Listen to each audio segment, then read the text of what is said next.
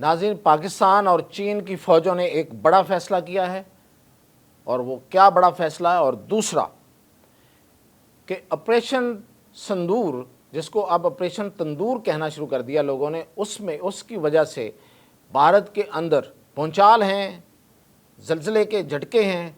और वो क्या हैं, क्या हो रहा है वहाँ पे। वहाँ की एयर फोर्स जो है उसकी स्ट्रेंथ कम हो गई है, उसकी तादाद में कमी हो गई है। ये जो तादाद पे एक कट लगा है, ये क्यों लगा है। और फिर ये कि पाकिस्तान और तुर्की भी कुछ नया करने जा रहे हैं दफ़ा के मैदान में। तो इन सब खबरों के साथ मियां ताहिर। तो सबसे पहले तो मैं आपको बताऊं कि एक ख़बर है, अब उस ख़बर की को बहुत ज़्यादा तस्दीक नहीं है और उसकी कोई बहुत ज़्यादा उसकी तफसील में फ़िलहाल नहीं जाया जा सकता। वो ये है कि एक अमेरिकी फ़ाइटर जेट कोबरा बाल, बोइंग कोबरा बाल, ये एक जेट है अमेरिका का, वो पाकिस्तान की सरहद पे बहेरा अरब की तरफ से आके चक्कर लगा रहा है।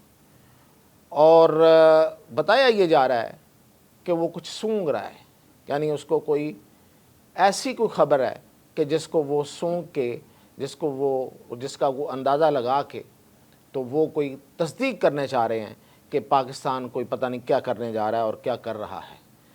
अब ये एक नाजुक सूरत हाल हो सकती है। अगर ऐसा है तो इस पे अदारे अपने तरीके से इसको हैंडल करने की कोशिश कर रहे हैं। ये ख़बर के साथ आगे बढ़ते हैं।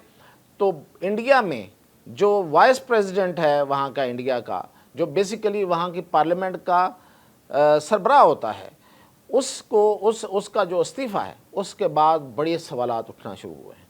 वो सवालात ये हैं, ये वो भूचाल है, ये वो ज़लज़ला है जो असल में ऑपरेशन संदूर के नतीजे में बना है।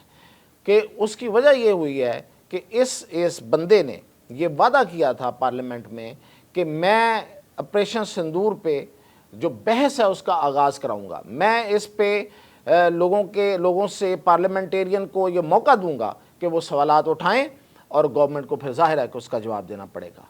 अब चूँकि सवालात इतने हैं और कन्फर्मेशंस इतनी हैं, जो लोगों के सवाल हैं वो इतने तीखे हैं कि इंटरनेशनल मीडिया एक से बढ़कर एक, सारे जो बड़े मौकर मीडिया है, जो मोतबर मीडिया है, वो सारे का सारा रिपोर्ट कर रहा है। और अब आगे उस पर मोहर सब्त कर दी ट्रंप ने, जब उसने कहा कि 5 तैयारे गिरे हैं, तो उस पर फिर भारत के अंदर एक ज़लज़ला बर्पा हुआ है और लोग सवालात पे सवालात उठा रहे हैं। और लोग ये कह रहे हैं कि मोदी जो है और मोदी की हुकूमत जो है वो सच क्यों नहीं बोल रही, वो आवाम को सच क्यों नहीं बता रही कि ऑपरेशन सिंदूर एक नाकामी थी, एक बहुत बड़ी नाकामी थी, एक शिकस्त थी, एक ऐसी शिकस्त थी जिसने जो भारत ने कभी शायद नहीं देखी, कि 2 दिन तक उसकी जो एयर फोर्स है वो ज़मीन बोस रही, वो उठ नहीं सकी, उनके तैयारे उड़ नहीं पा रहे थे।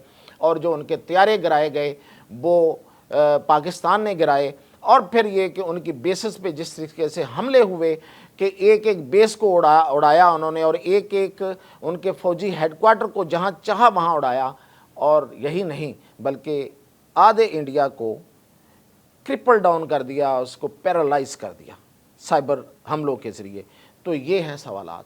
अब इन सवालात का जवाब कहाँ से देंगे वो, उनके पास कोई जवाब नहीं है। तो उन्होंने फिर उस बंदे से इस्तीफ़ा दिलवा दिया जिसने ये वादा किया था।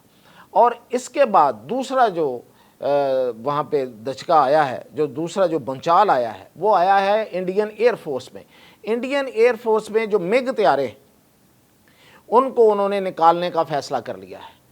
और वो जो तैयारी हैं वो बाकायदा 15 सितंबर से उनको एयर फोर्स से निकाला जाएगा। और उसके बाद इंडियन एयर फोर्स की जो साइज़ है वो कम होकर रह गया है। इंडियन एयर फोर्स के जो टोटल स्क्वाड्रन हैं वो हैं जी 42 स्क्वाड्रन थे, अब 29 रह गए हैं। यानी कि 42 में से 29 स्क्वाड्रन रह जाएंगे जब ये तैयारे निकलेंगे। ये तैयारे बहुत अरसे से इंडियन एयर फोर्स का हिस्सा थे और इंडियन एयर फोर्स जो है वो इनको बहुत बड़ा शाहकार बनाकर पेश करती रही अपने आवाम के सामने। और यही तैयारे जो हैं वो इस एयर फोर्स के लिए बदनामी का बायस भी बने रहे कि ये तैयारे इनके 200 पायलट खा गए। 200 पायलट जो हैं वो इन तैयारों के गिरने की वजह से हलाक हो गए। एक पायलट तैयारे से बहुत महंगा होता है। پائلٹ طیارہ تو آپ خرید لیتے ہیں، پائلٹ آپ خرید نہیں سکتے۔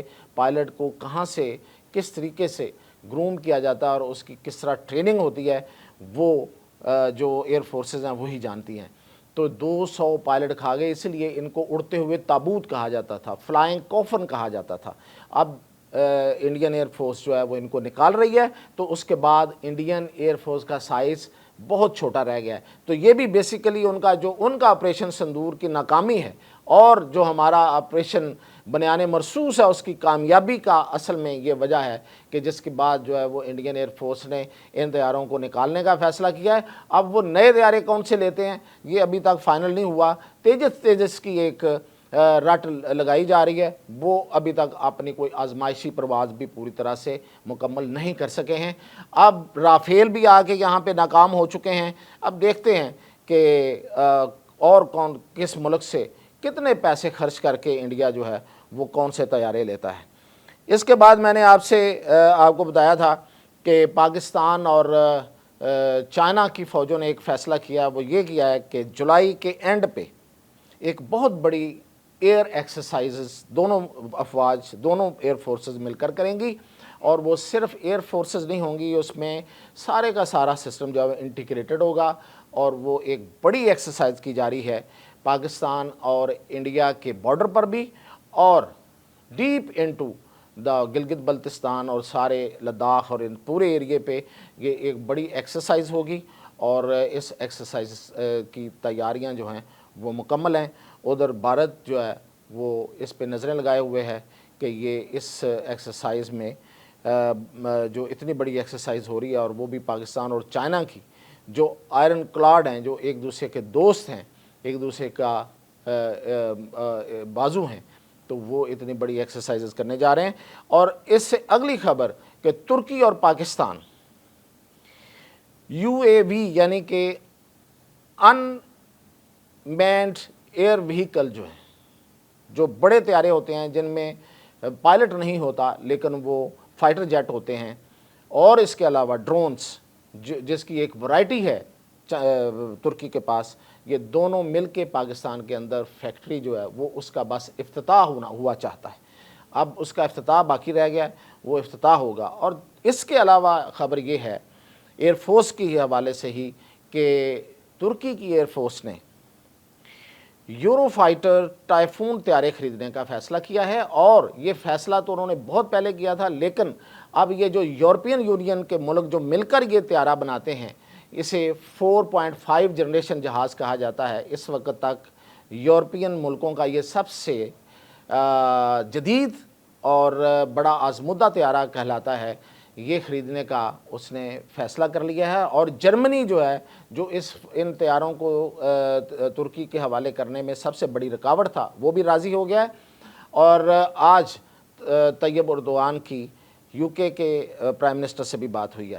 تو یہ اس لحاظ سے بڑی اہم پیش رفت ہے کہ ترکی کی جو ایئر فورس ہے وہ اس اسٹرانگ ہونا، اور وہ بھی گریس کے مقابلے میں یعنی یونان کے مقابلے میں، لیکن دراصل وہ اسرائیل کے مقابلے میں، کیونکہ آج ہی بیان آیا اسرائیل کے ایک وزیر کا کہ ترکی ہمارا اصل میں مخالف ہو سکتا ہے، کیونکہ وہ بھی اپنی ایئر فورس جو ہے وہ مضبوط کر چکا ہے۔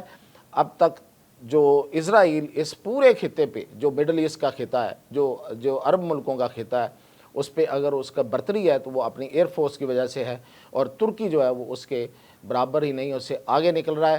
تو یہ بھی ایک بہت بڑی خبر ہے، اور خاص طور پہ اسرائیل جیسے قصاب اور جیسے بچر جو ملک ہے، اس کے لحاظ سے ترکی کا طاقتور ہونا یہ سب کے لیے اہم خبر ہے۔ یہ تھی اب تک کی اپڈیٹ، مزید اپڈیٹ کے ساتھ حاضر۔